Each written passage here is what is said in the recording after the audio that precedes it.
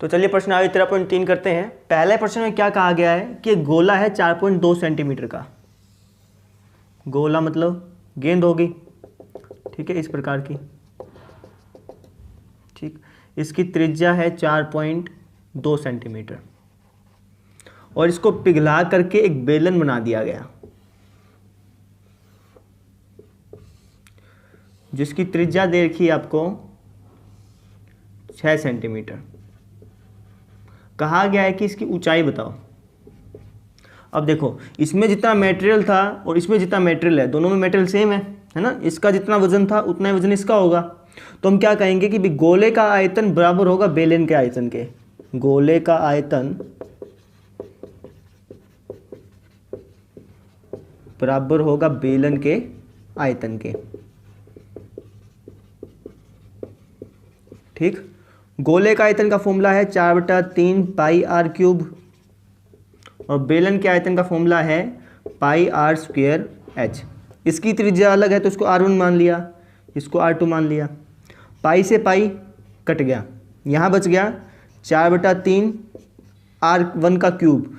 इसकी त्रिज्या कितनी है 4.2, तो 4.2 गुणा 4.2 गुणा 4.2 बराबर इसकी त्रिज्या कितनी, इसकी त्रिज्या सर 6, तो 6 गुणा h।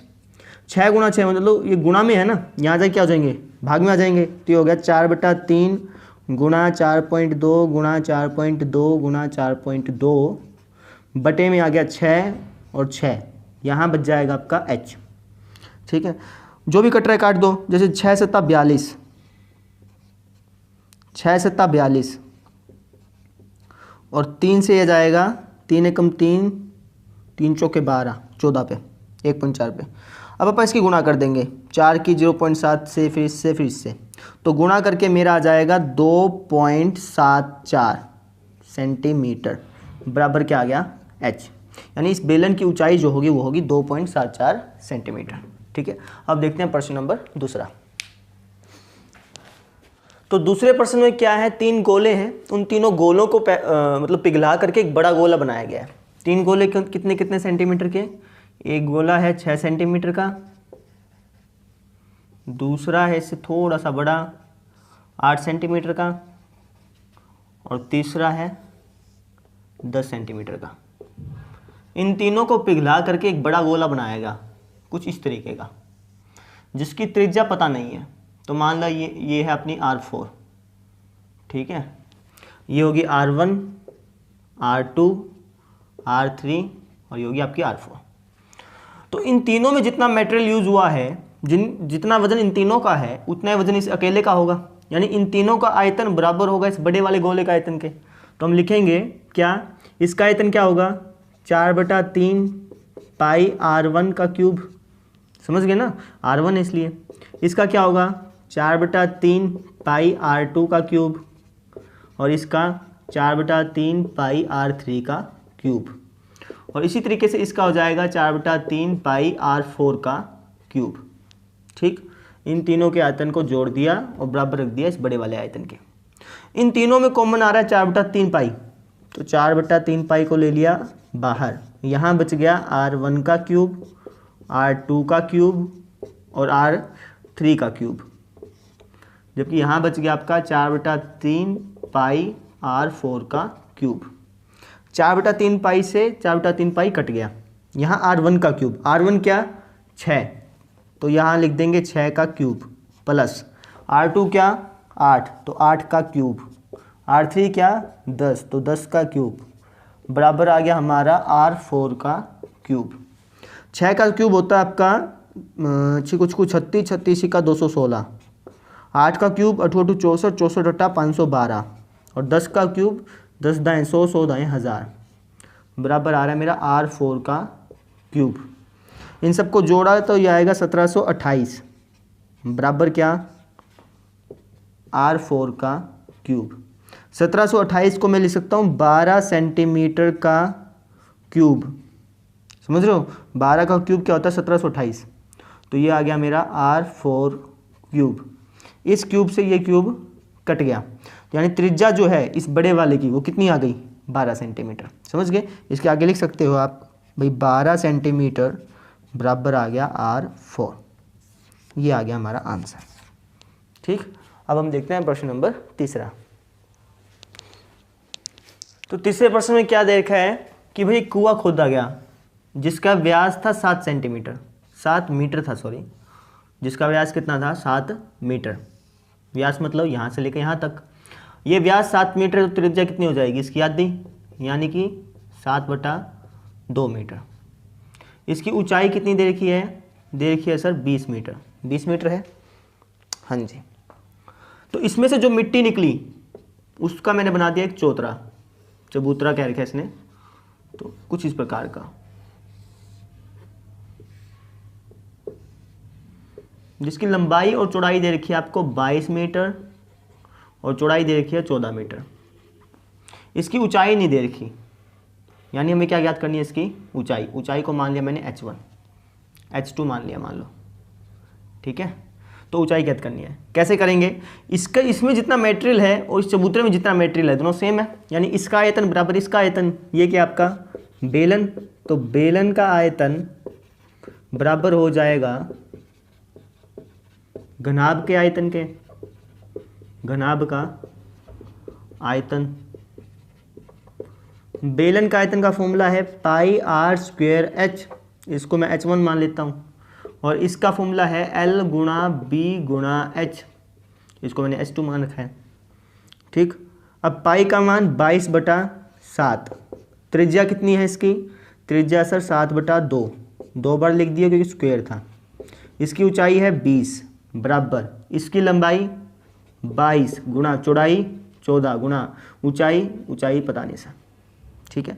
अब ये दोनों गुणा में है, यहाँ जाके भाग में आ जाएंगे, तो ये हो गया आपका 22/7 गुणा 7/2 गुणा 7/2 गुणा 20, 22 गुणा में है ना तो नीचे चल गया, ठीक है। ऐसे ही 14 भी ऊपर है, नीचे जाएगा मतलब यहाँ आ गया, ऊपर 1 लगा दो, समझ गए, ये गुणा में यहाँ से भाग में हो गया, ठीक, उल्टा हो जाता है।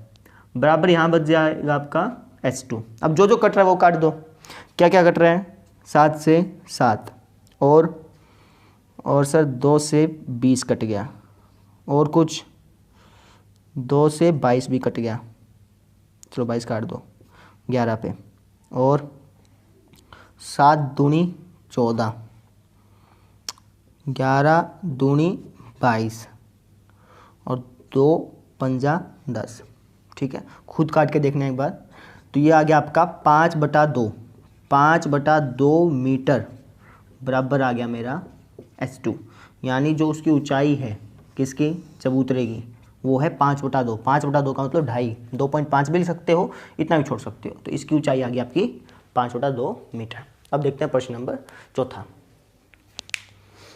और क्वेश्चन देखते हैं, इस क्वेश्चन में क्या क्या रखा है कि भाई एक बेलनाकार कुआं है इस तरीके का, इसकी त्रिज्या नहीं, इसका व्यास दे रखा है 3 मीटर, इसका व्यास 3 है तो त्रिज्या कितनी हो जाएगी 1.5 मीटर, 3 का आधा, और इसकी ऊंचाई दे रखी है 14 मीटर। कहा है भाई इसमें से मिट्टी जो निकाली गई इसी कुएं के, ये कुआं है, इसी कुएं के चारों तरफ बिछा दी गई 4 मीटर चौड़ी पट्टी के रूप में, ठीक है। मतलब इसमें से मिट्टी निकाली, मान लो ये कुआं है, इसमें से मिट्टी निकाली और इसके चारों तरफ क्या कर दी, बिखरा दी। अब इतनी मोटी मोटी पट्टी मान लो बिछा दी इस कुएं के चारों तरफ, ठीक है। तो इसकी मोटाई, इसकी ऊंचाई ज्ञात करनी है, जो अपने पट्टी बिछाई है ना मिट्टी की, उसकी ऊंचाई ज्ञात करनी है। अब ये कुआं, इसमें से मिट्टी निकाली, इसके चारों तरफ ऐसे बिछा दी, ठीक। अब इसकी कितनी ऊंचाई है भाई, कितनी मोटी पट्टी आपने बिछाई है वो हमें ज्ञात करनी है। कैसे ज्ञात करेंगे भाई, इसमें से जितनी मिट्टी निकाली और यहाँ जितनी मिट्टी बिछाई, दोनों का आयतन सेम, यानी बेलन का आयतन बराबर हो जाएगा रिंग के आयतन के। रिंग क्या, इसको रिंग बोलते हैं, ठीक है। रिंग का आयतन, रिंग क्यों बोलते हैं, कारण है भाई यहाँ से बीच में से खाली है और यहाँ पे भरी पड़ी है, मिट्टी भर की है, तो ये अंगूठी जैसी दिख रही है ना, रिंग जैसी, तो इसको रिंग बोल देते हैं इंग्लिश में, ठीक है। अब बेलन का आयतन का फॉर्मूला तो पता है πr²h, इसको h1 और r1 मान लेते हैं। रिंग का फॉर्मूला अपने याद रखना है, इसका फॉर्मूला है पाई बड़े R का स्क्वायर माइनस छोटे r का स्क्वायर और फिर h, क्या है पाई बड़े आर का स्क्वायर माइनस छोटे आर का स्क्वायर और फिर h, क्योंकि हमें क्या करना है, सिर्फ इसका वो निकालना है ना आयतन। बड़ी त्रिज्या हो जाएगी ये, बड़ी त्रिज्या में से छोटी त्रिज्या को घटा दिया और फिर फॉर्मूला लग गया। ठीक है, तो पाई से पाई तो कट गया, सेम था। इसकी त्रिज्या कितनी है 1.5, तो हो गया ये 1.5 गुणा 1.5 गुणा में इसकी ऊंचाई 14 मीटर बराबर। इसकी त्रिज्या कितनी, बड़ी त्रिज्या। अब बड़ी त्रिज्या देखो कैसे करेंगे, यहाँ पर केंद्र है, यहाँ से लेकर यहाँ तक कितनी दूरी है 1.5।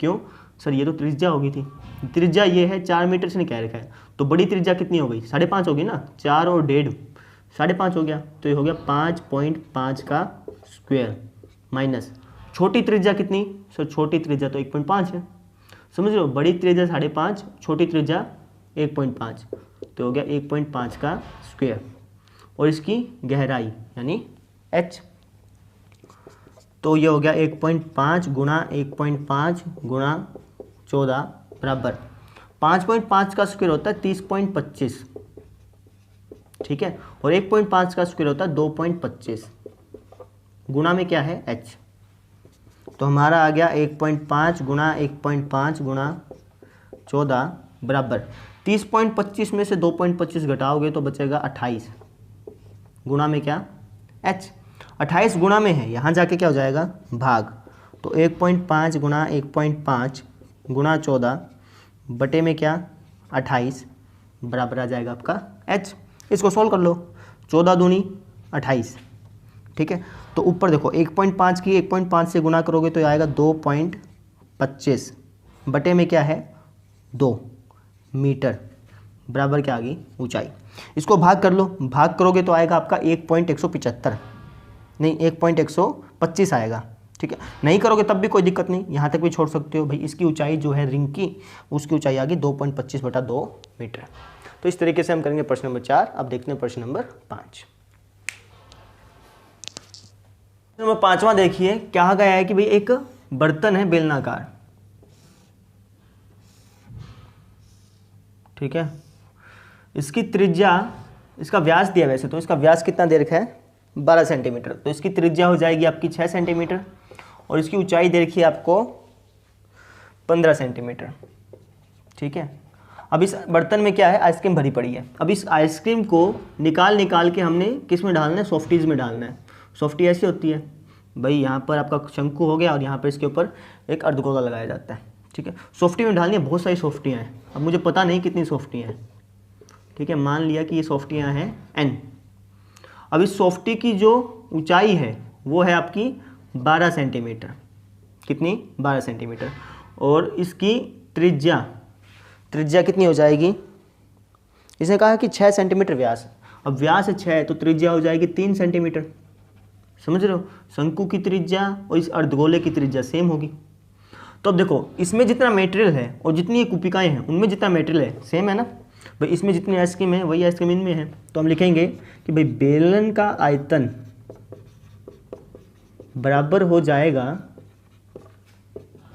n सॉफ्टी के आयतन के बराबर। सॉफ्टी क्या है, सॉफ्टी किससे बनी है, शंकु और अर्धगोलों से बनी है, तो n शंकु का आयतन प्लस अर्धगोले का आयतन, अर्धगोले का आयतन, समझ गए। तो बेलन का आयतन होता है आपका पाई आर स्क्वेयर एच, ठीक है, इसको R1 और H1 मान लेता हूँ, और n का n। शंकु का आयतन होता है 1/3 पाई आर स्क्वेयर एच, इसकी त्रिज्या अलग है तो R2 H2 मान लो, और अर्धगोले का आयतन होता है आपका 2/3 पाई आर क्यूब, कौन सी R, R2 लिख दिया, ठीक है, क्योंकि इसकी त्रिज्या सेम है। अब क्या करते हैं, यहाँ लिखते हैं सेम पाई R1 स्क्वेयर H1, और इन दोनों में से क्या कॉमन आ रहा है पाई, तो पाई को बाहर निकाल लेता हूँ, पाई को बाहर निकाल लिया, यहाँ बच गया मेरा 1/3 R2 का स्क्वायर H2 प्लस 2/3 R2 का क्यूब, यही बच गया। पाई से पाई कट गया। R1 का स्क्वायर, इसकी त्रिज्या कितनी है 6, तो 6 का हो गया ये स्क्वायर। H1 इसकी ऊंचाई कितनी है 15 बराबर n 1/3। R2 का स्क्वायर, इसकी त्रिज्या कितनी है 3, तो 2 बार लिख दो 3 गुना 3।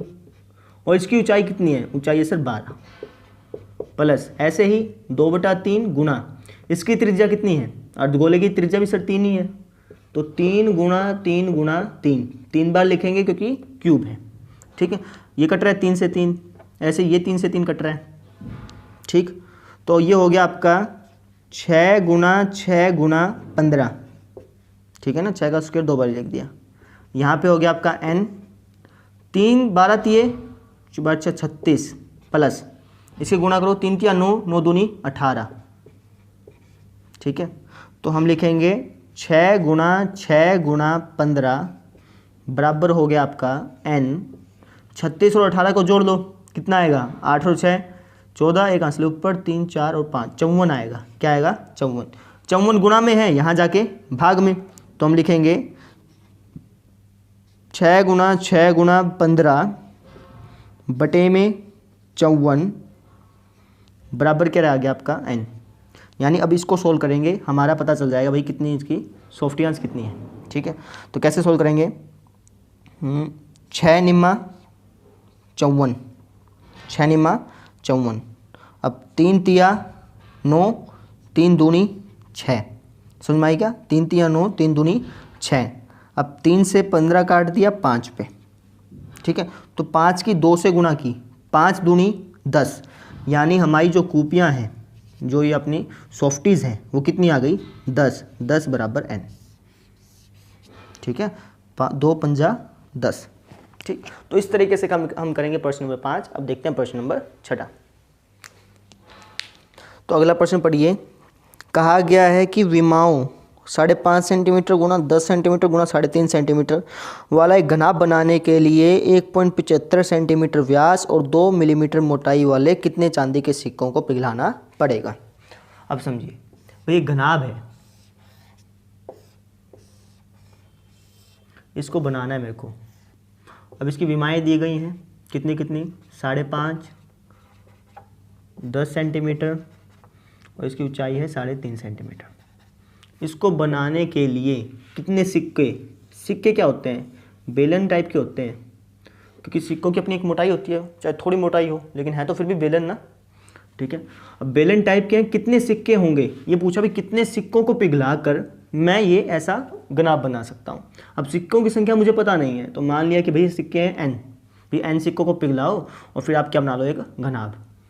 अब सिक्के की त्रिज्या कितनी दे रखी है, पूरा व्यास दे रखा है 1.75, त्रिज्या हो जाएगी 1.75 बटा 2। ठीक है, अब इसकी ऊंचाई कितनी दी है, ऊंचाई का मतलब इसकी मोटाई कितनी दे रखी है 2 mm, 2 mm। अब ध्यान देना, ये सेंटीमीटर है, बाकी सारी चीज़ सेंटीमीटर है, तो इसको भी सेंटीमीटर बना देते हैं।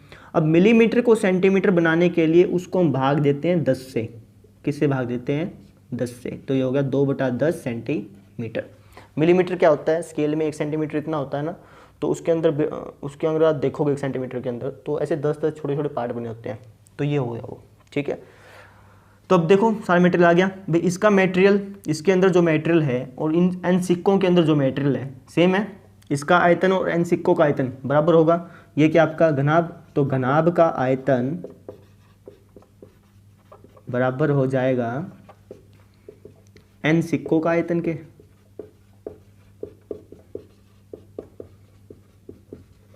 ठीक है, घनाभ का आयतन क्या होता है, लंबाई गुणा चौड़ाई गुणा ऊंचाई। लंबाई क्या है 5.5, चौड़ाई 10, ऊंचाई 3.5, ऐसे कर दिया बराबर n। सिक्के क्या हैं, बेलन के आकार के, और बेलन का क्या होता है आपका आयतन का फॉर्मूला πr² h। ठीक है, तो वैल्यू रखते हैं, ये हो गया 5.5 गुणा 10 गुणा 3.5 बराबर n। पाई का मान 22/7। त्रिज्या कितनी है 1.75/2, 1.75/2, 2 बार लिख दी, स्क्वायर है, गुणा ऊंचाई कितनी है, ऊंचाई है सर 2/10 सेंटीमीटर। ठीक है, अब इस पॉइंट को हटा दो, इस पॉइंट को हटाओगे तो नीचे कितनी जीरो लग जाएंगी, 2 जीरो लग जाएंगे, क्योंकि पॉइंट के बाद 2 अक्षर है ना, तो 2 जीरो लग गई। ये पॉइंट हटाओ, कितनी जीरो लग गई, 2। ठीक है, ठीक है सर। अब यहाँ पर देखो ये 22/7 है ना, उल्टा हो जाएगा इस तरफ आके, तो ये हो जाएगा आपका 5.5 गुना 10 गुना 3.5 गुना में ये हो जाएगा 7/22। ऐसे ये भी उल्टा होगा 200/175। उल्टा क्यों, ये भाग में, यहाँ गुना में, और ये गुना में यहाँ पे भाग में। ये भी 200/175 और ये भी 10/2 बराबर क्या रह जाएगा, यहाँ पे n रह जाएगा। ठीक है, अब इसको काटते हैं। कैसे काटेंगे देखो, 25×8 200 और 25×7 175। ऐसे ही 25×8 200, 25×7 175। और क्या कट रहा है,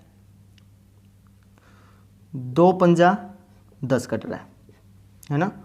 और 7 को इससे भाग करते हैं तो 0.5 पे चल जाएगा, कोई पॉइंट लगा है। ऐसे ही अच्छा, और 7 से 7 कट जाएगा।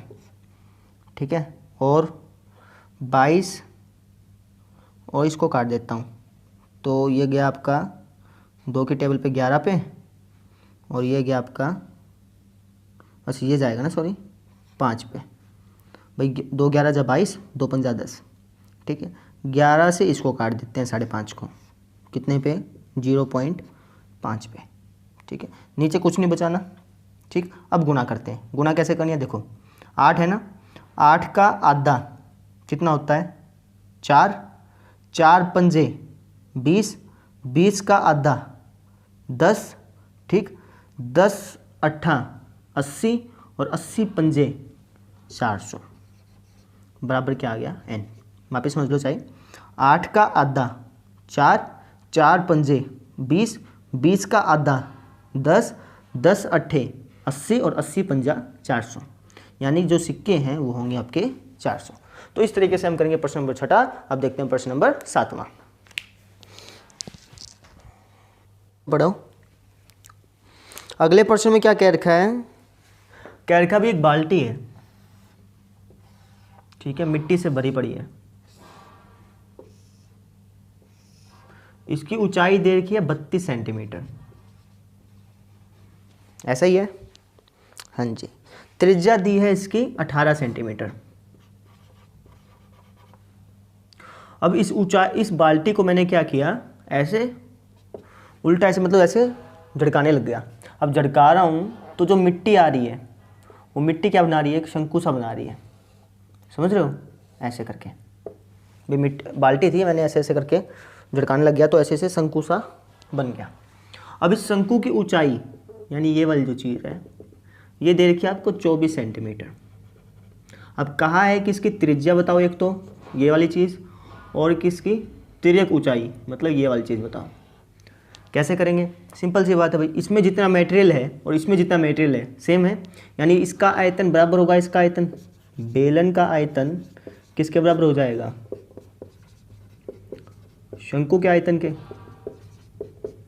शंकु का आयतन, अब बेलन का आयतन क्या होता है, πr²h, और शंकु का 1/3 πr²h।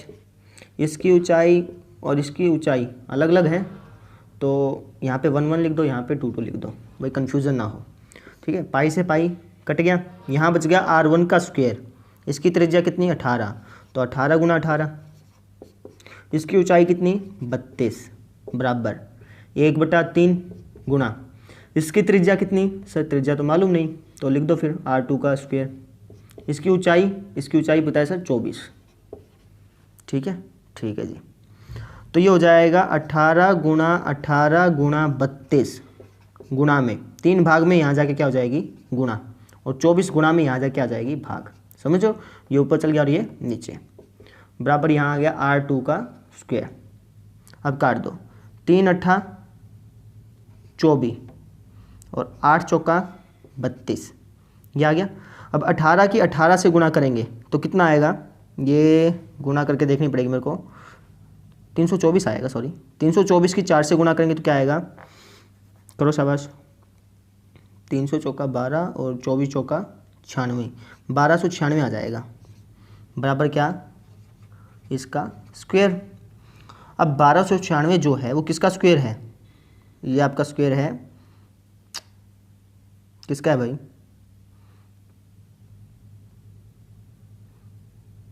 34 का स्क्वायर है मेरे ख्याल से, चेक करते हैं।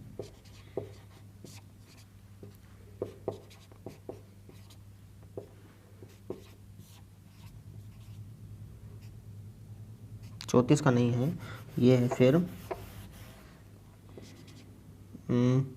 6 है ना, तो ये जाएगा आपका, तो 30 और 40 के बीच में आएगा स्क्वायर, यानी 33, 34, 35, 36 का स्क्वायर है ये, समझ रहे हो। 6 36, 6 18 और 3 21, 6 18, एक आंसर ऊपर, 3 3 9 और 1 10, 6 9 1296, ठीक है, यानी 36 का स्क्वायर है। तो यहाँ लिख देंगे 36 का स्क्वायर बराबर R2 का स्क्वायर।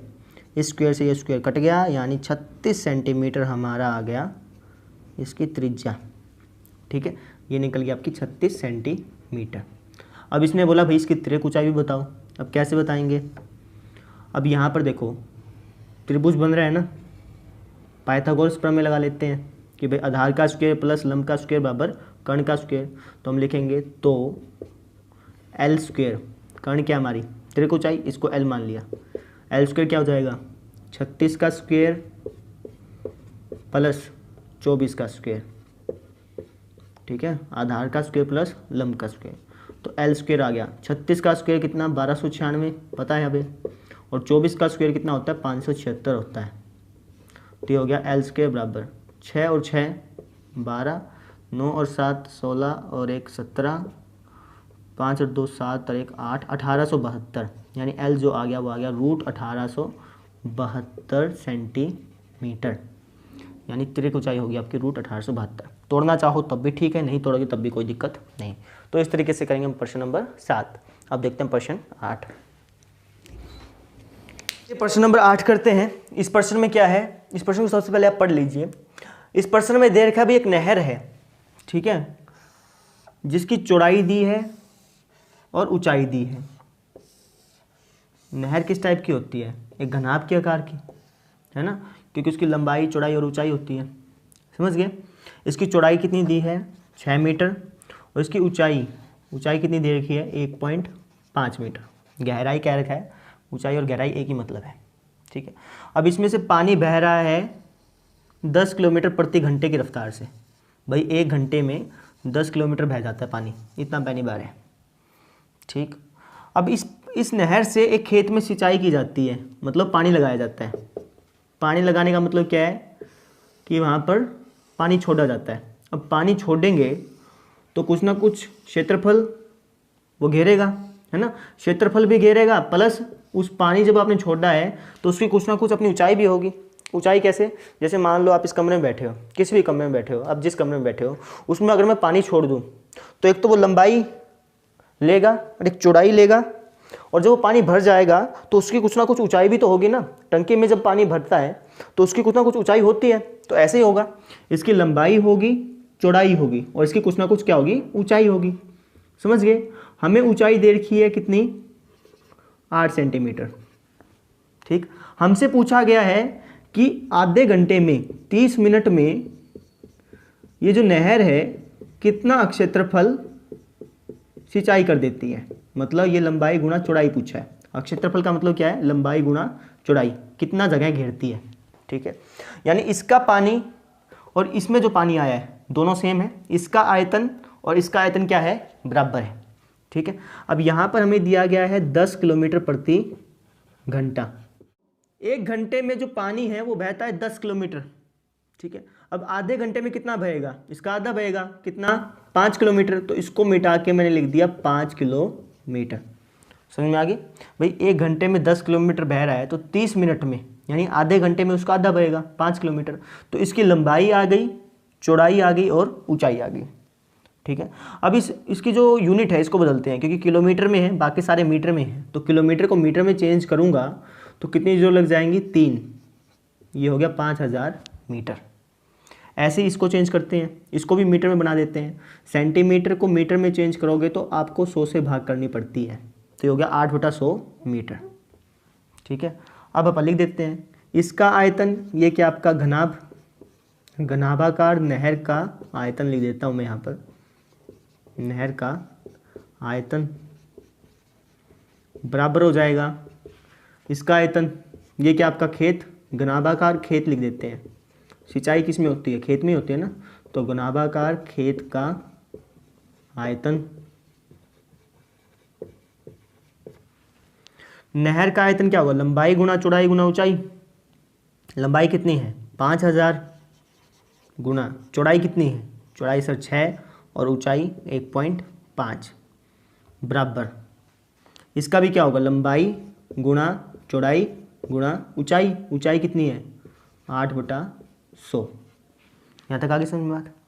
अब देखो 100 भाग में यहाँ जाके गुना में, तो 5000 गुना 6 गुना 1.5 गुना में 100 और बटे में आ जाएगा 8, उल्टा हो जाएगा। यहाँ बच जाएगा क्या, क्षेत्रफल, लंबाई गुना चौड़ाई का मतलब क्या, क्षेत्रफल। तो 8 से 5000 काटेंगे तो कटेगा आपका 625 पे। ठीक है, और 1.5 छिक्का 15 छिक्के 90, यानी 1.5 छिक्का 9 हो गया, और 9 की आपने 625 से गुणा करोगे तो कितना आएगा, ये आएगा 9 5 45 5 4 9 2 18 4 22, एक आंसर ऊपर और सॉरी 2 आंसर ऊपर, 9 छिक्के 54 56 25 आएगा। ठीक है, डबल जीरो लगी हुई है, ये क्या आ गया आपका मीटर स्क्वायर, क्योंकि क्षेत्रफल है, लंबाई गुना चौड़ाई। ठीक, अब आप मीटर स्क्वायर को हेक्टेयर में बदलना चाहो तो बदल सकते हो, नहीं तो यहाँ तक छोड़ोगे तब भी ठीक है। यानी हम लिख देंगे कि 30 मिनट में सिंचाई किया जाने वाला क्षेत्रफल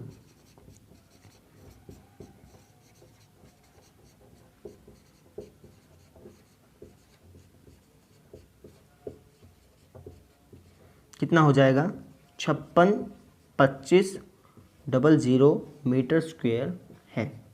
तो इस तरीके से हम इस प्रश्न को हल करेंगे। अब डिटेल्स लिखनी पड़ेंगे। डिटेल्स क्या लिखोगे, डिटेल्स लिखोगे घनाभ की लंबाई, घनाभ की चौड़ाई, घनाभ की ऊंचाई। अब घनाभ की लंबाई कैसे आई थी वो बतानी पड़ेगी। क्या बताओगे भाई, 1 घंटे में नहर में पानी द्वारा तय दूरी,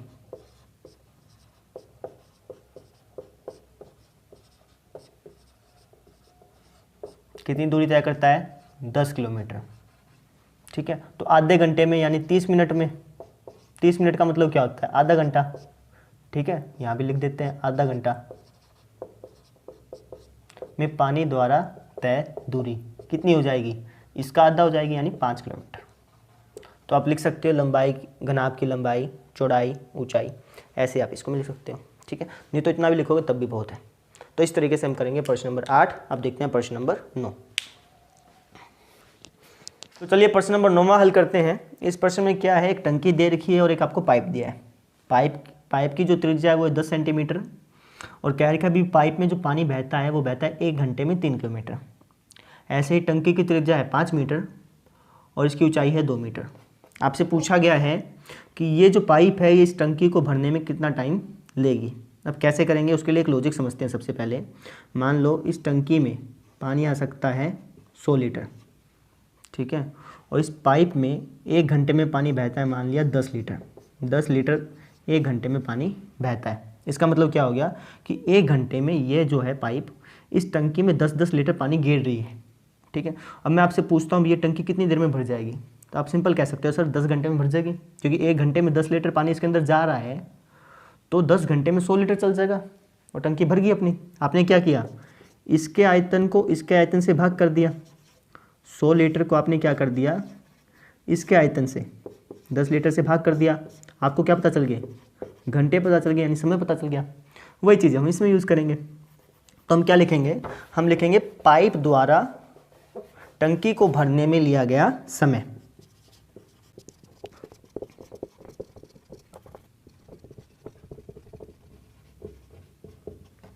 क्या हो जाएगा, टंकी का आयतन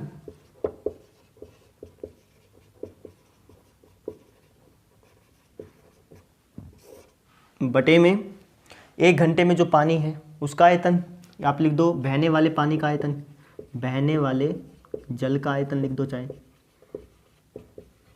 ठीक है। बस इसको सोल्व करना, आपका आंसर आ जाएगा। अब सोल्व करने के लिए सबसे पहले हम इसको इक्वेट करते हैं। इक्वेट कैसे, जैसे ये मीटर में है, ये मीटर में है, तो इसको मीटर बना देते हैं। 3 किलोमीटर को मीटर बनाएंगे तो क्या आएगा 3000, ठीक है। ऐसे ही 10 सेंटीमीटर को मीटर बनाएंगे तो क्या हो जाएगा, 100 से भाग कर देते हैं, सेंटीमीटर को मीटर बनाते हैं तो आ गया आपका 10/100 मीटर, ठीक है। अब टंकी का आयतन क्या होता है, टंकी बेलनाकार है, ये भी बेलनाकार है, तो टंकी का आयतन होगा πr²h, तो पाई का पाई r², इसकी त्रिज्या कितनी है 5 × 5 और इसकी ऊंचाई कितनी है 2 बटे में। इसका देखते हैं, इसका भी क्या होगा πr²h, तो पाई इसकी त्रिज्या कितनी है 10/100 गुणा 10/100 क्योंकि स्क्वायर होगा, और h इसकी ऊंचाई कितनी है 3000, ठीक है। ठीक है सर, अब जीरो काटते हैं, 1 0 से ये जीरो काट दो और 3 0 से ये 3 0 काट दो, बटे में बच गया 10 और पाई से पाई कट गया, ठीक है। अच्छा 5 दूनी 10, 2 से 2 भी कट गया, तो आपका बच गया 5/3, 5/3 घंटे। यानी ये जो पाइप है ना, ये पाइप इस टंकी को 5/3 घंटों में भर देगी। 5/3 घंटों को मिनटों में बदलना है तो आप क्या करो, इसको 60 से गुणा कर दो, यहाँ तक छोड़ दोगे तब भी कोई दिक्कत नहीं है वैसे, ठीक है। तो ये कट गया 20 पे, यानी 100 मिनट में ये जो आपकी टंकी है ये फुल भर जाएगी, ठीक। तो इस तरीके से आप इस क्वेश्चन को हल करेंगे। डिटेल्स लिखनी है आपने, तो डिटेल्स क्या लिखेंगे, लिखेंगे भाई पाइप की त्रिज्या कितनी हो गई 10 सेंटीमीटर थी, 10/100 मीटर हो गई क्योंकि मीटर में चेंज करना था। और हम लिख देंगे पाइप में 1 घंटे में प्रवाहित जल कितना बह रहा है, 3 किलोमीटर बह रहा था, तो हमने इसको कर दिया 3000 मीटर, ठीक। इसी तरीके से टंकी का लिख दो, तथा टंकी की त्रिज्या, मतलब इसको भी R1 मान लो, चलो कितनी है 5 मीटर, और टंकी की ऊंचाई मतलब h1 कितनी है 2 मीटर। तो इस तरीके से हम इस क्वेश्चन को आसानी से कर पाएंगे। सबसे पहले को जब भी क्वेश्चन करो ना इस टाइप के, तो सबसे पहले ये लिखा करो, उसके बाद फिर डिटेल्स लिख लिया करो, ठीक है। हमें पहले पता चल जाना चाहिए ना भी हम इस प्रश्न को कैसे हल करेंगे, उसके बाद में लिखते रहेंगे हम डिटेल्स। तो इस तरीके से हमने कर लिया प्रश्नावली 13.3, और एक बार आप वापस इसको जरूर निकाल के देखिएगा, उसके तो किसी को जरूर समझाइएगा, जितना आप समझाएंगे किसी को तो आपको और ज़्यादा समझ में आएगा। तो मिलते हैं अगले लेक्चर में, तब तक के लिए धन्यवाद।